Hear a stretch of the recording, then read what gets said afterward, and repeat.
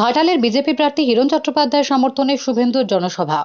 2021 সালে যখন উনি জিতেছিলেন বিধানসভায়, তখন ইভিএম সব ঠিক ছিল, আর এখন লোকসভা নির্বাচনে হেরে যাওয়ার আশঙ্কায় উনি ইভিএম হ্যাক করার কথা বলছেন।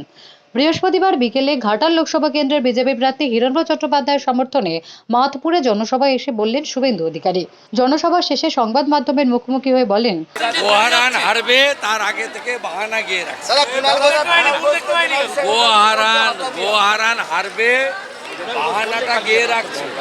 উনি যখন 21-এ জিতেন তখন ইভিএম সাফ সুতরা, আর এখন যখন হারা নিশ্চিত হয়ে গেছে তখন ইভিএম এ আশঙ্কা প্রকাশ করে।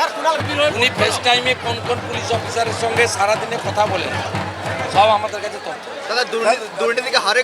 উনি ওসব বড় বড় কথা বলছে। রাজীব কুমার চালাচ্ছে না, বিনীত গোয়েল কি করছে লোক জানে না, এসপিরা কি করছে লোক জানে না।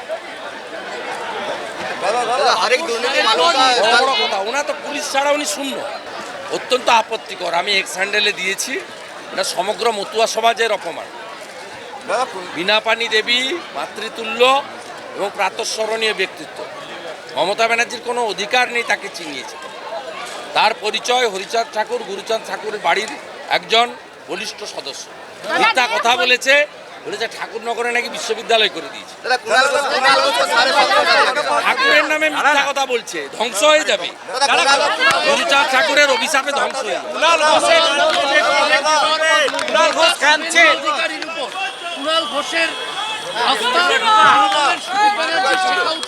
বিরোধী দলনেতা কিরম হয়, শুভেন্দু যেখানে যায় করছে, আর সুদীপবাবু নিজের এলাকা সামলাতে পারেন।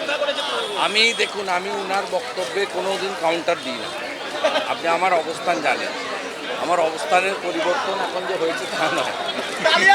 আমি আশা করব উনি যেভাবে আমাকে, আমার পরিবারকে, ব্যক্তিগতভাবে আমাকে যেসব কথা বলেছেন, এগুলো উনার ব্যক্তিগত মত না মমতা ব্যানার্জির স্ক্রিপ্টটা তিনি পাঠ করেছেন, এইটা প্রকাশ্যে আনুন, তারপরে উনার সম্পর্কে বলবো।